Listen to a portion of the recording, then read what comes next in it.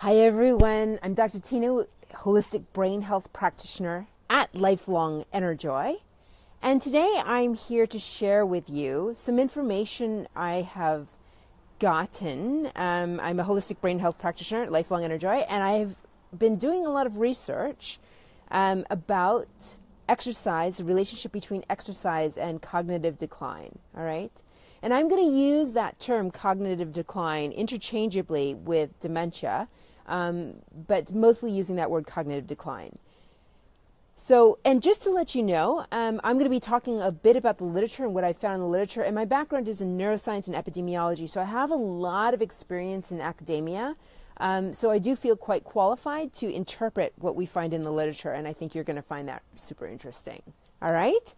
So, first of all, the question is, does exercise prevent or reverse cognitive decline? And the answer, at least according to the latest meta-analyses, and just to let you know, what a meta-analysis is, they take all the different studies and put them together in one major statistical analysis, okay? So the meta-analyses are showing that the data is inconclusive. Say what? Yes, inconclusive. So, does that mean we shouldn't bother to exercise? No, I don't think so. Okay, let me tell you why. Let's get at all the benefits of exercise. Hi, Norm. Let's get at all the benefits of exercise, all right? So, exercise has the benefits of the vascular benefits. What does that mean? It means it increases blood flow into the brain, right? And that is all good because that helps those synapses and helps those neurons fire together and wire together. In other words, you build new connections when you have more blood flow. So we want that. That's good for our brain regardless, right? The other thing is that it helps with insulin resistance. And what does that mean? Well, that shows up with diabetes, is that we lose that resistance to insulin, and then our sugars spike and so forth, and that's not good for our brain. And there's all kinds of concerns about sugar and the effects of sugar deposits in the brain. So we want that benefit, okay? Another benefit is it increases neurotrophic factors like BDNF, which is brain-derived neurotrophic factor. Again, all good for the synapses, and we want the stronger connections in order to help prevent or to keep us resistant or resilient against the onset of the disease process, right? It is shown to increase the size of the hippocampus. The hippocampus is that area in the brain involved in memory and the first to decline in Alzheimer's, okay? It increases synaptic plasticity. I already talked about the synapses, so that's because of the vascular benefits and the lack of sugar in your brain, right, or the excess sugar in your brain. It also helps reduce stress. All good. The more stress we have, the harder it is to recover from any sort of onslaught we get from living in this world, right? And so stress really helps our brain renew and clean up things. You know, we are able to better clean up our brain so that it works better, right? And speaking of which, sleep is a big part of that. And so exercising helps improve your sleep. And at night, we have what's called the glymphatic nervous system. So sleep cleans up your brain at night. And the glymphatic nervous system operates at night. And it's sort of like this big plumbing system in our brain. And this giant flushing sound happens. And it flushes out all the beta, or not all the beta, but it flushes out beta amyloid and deposits in our brain that are unhealthy for us. So good sleep is super important for reducing your risk of cognitive decline and dementia. It also helps improve your mood. And depression, we know, is a risk factor for dementia and Alzheimer's disease and cognitive decline. So we certainly want to have that in our favor. So should we continue or should we exercise in order to help prevent cognitive decline? I'm going to give a big yes to that, even though the studies are inconclusive. If the meta-analysis studies are, those big review articles. Now, let me tell you a little bit reasons why I believe that they're inconclusive based on what I know about research. One is that when you combine all those studies together, you often miss the individual effects of each study. So, for example, There's a lot of variability in how much exercise intervention was given. Sometimes the time between the intervention and the measurement was far off, and that can really mess with things. Hey, Katie, nice to see you. And so there's a lot of variability that can happen, and that can make our conclusions when you mesh them all together, it can really mess with the results, right? What happens if a group is exercising and they're not paying any attention to their diet? Well, it's possible that they could be completely reversing the effects. Or maybe in one group's exercise, being in this study, it's stressful, right? In another group, they've made it fun, right? And so those variabilities, those things can make a difference, right? Again, more stress, the worse things are for us in terms of our brain health. So that can actually matter. And so, all these different variables cannot be taken into account in those large scale studies, right? So they can get washed out, and then the study becomes inconclusive. So there's just, doing a meta-analysis is not easy, right? There's so many variables involved, not only in the population and their cognitive status, but also in the exercise intervention. So that's why it can be really hard unless you know exactly what variables to look at. And there are a lot in Alzheimer's disease. It can be really hard to come to conclusive evidence. All right. So what would I recommend then? I would stay, and this is very much in line with the recommendations that you would get from your doctor, but I would stay in line with the recommendations from the World Health Organization. And actually, it's funny because I find that as a holistic brain health practitioner, it's the same recommendations I get for the subconscious with a little tweak to that, and I'll explain that in a bit. So the World Health Organization recommends that individuals 65 and over get 150 minutes of moderate activity or exercise, aerobic exercise a week,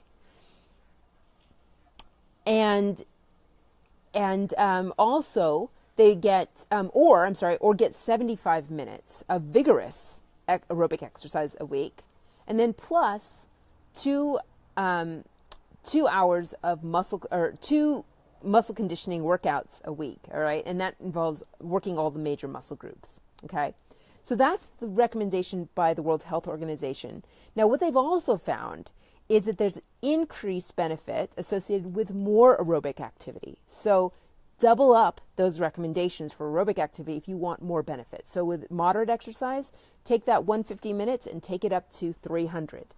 With the vigorous exercise, take it from 75 minutes all the way up to 150. And you'll get more benefit. You can also substitute the vigorous exercise with an alternate, a practice that involves more interval training, right? So combining aerobic activity with muscle conditioning, doing what they call Tabata, or there's a variety of different, HIIT types of workouts that are really that are just as effective as the aerobic only exercises. So those are options for you.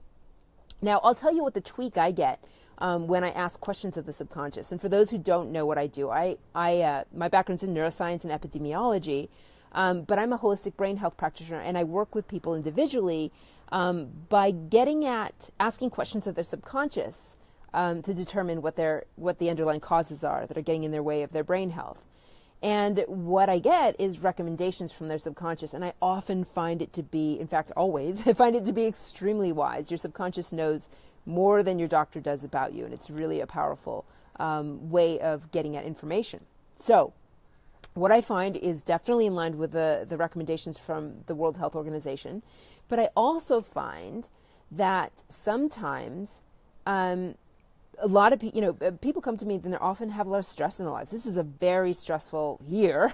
2018 and 2017 was pretty stressful as well for a lot of people. And our stress levels in America, especially, they just keep going up. And that's because we have just, whether it's our politics or the amount of work we have to do, there's a lot of meanness going on in the world. It's a harsh world to live in. And working on that stress is really, trying to alleviate that stress is really important. And so what I find is that the recommendations often include either stretching or yoga once or twice a week, depending on the amount of stress that you have in your life. So I would definitely recommend that as well. Okay. Now, some other aspects about this that I think you'll find interesting, and this is research I've seen over and over again.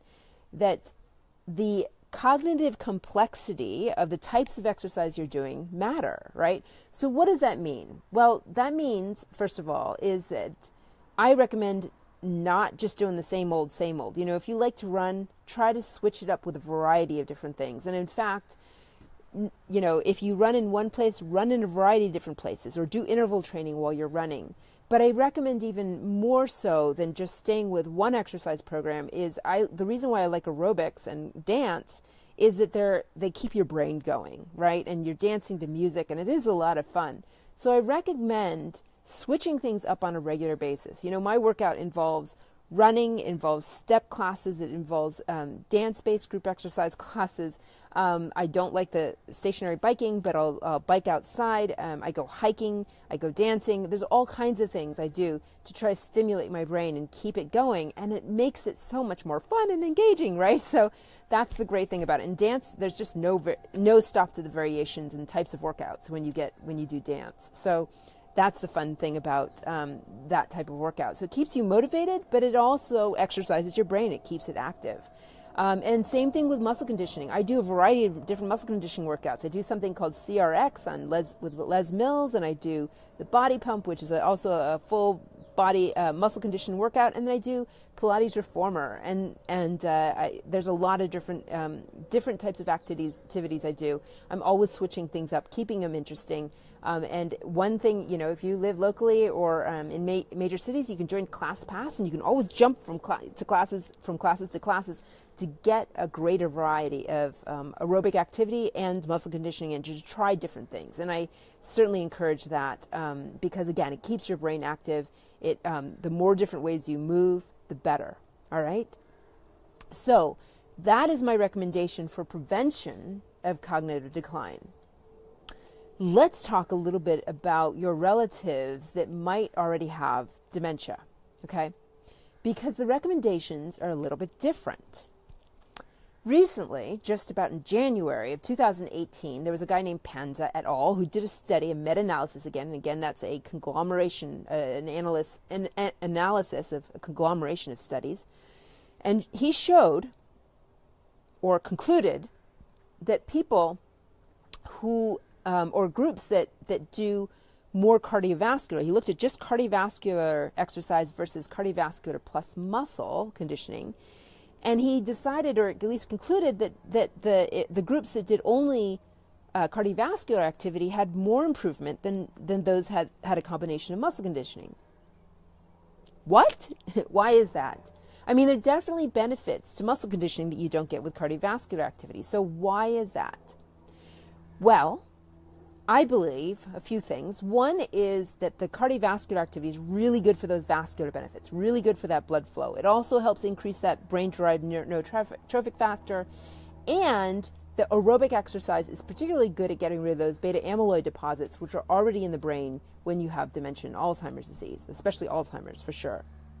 Okay, so that's why the aerobic benefit is more important then, right? You've got more junk to get rid of, and so you're going to need to step it up a bit. But do I believe that not doing muscle conditioning is a good idea when you have dementia or signs of dementia? I personally don't. I think that you probably is the difference is probably because that we saw was because the studies that were looked at in this study, usually they would do 3 sessions of aerobic plus 2 of muscle, and compared that with 5 sessions of aerobic, right? But what if it was the amount of aerobics that counted and not whether you're adding muscle conditioning or not? So maybe you need 5 sessions of aerobic activity. You just need more. And there's probably other benefits to muscle conditioning as well, because we know that, for example, the insulin-derived neurotrophic factor increases with muscle conditioning. And there are other benefits as well in terms of like keeping your core control and helping you prevent falls and all kinds of other benefits to muscle conditioning. It helps with cardiovascular benefits as well. So I would personally recommend more aerobic activity. I would not say to stay away from muscle conditioning, but if you have somebody with dementia in the family, they definitely need to get that blood flow going. Definitely, right, which you get with aerobic activity. And in doing so, when they sleep at night, it will clear out that beta amyloid, that junk in the brain. Okay? So those are my recommendations. Please know that research is always being updated. that new information is always gotten, and the complexity of research makes it very hard to always be right when it comes to recommendations. But this is the best I can give you at this point in time, and things may shift. But your job is just do the best you can to prevent dementia and cognitive decline or help reverse it. I think that regardless, it's much better than just sitting on the couch. You're going to get much farther than other people who aren't trying to do anything about it. Okay? So, what is your favorite type of exercise? Yeah? Comment and like below. Please tell me what you enjoyed doing. And if you want to stay atop of what you need to do to avoid dementia, I have a newsletter, an email list, and please sign up for my 3 secret strategies to reduce your risk of dementia.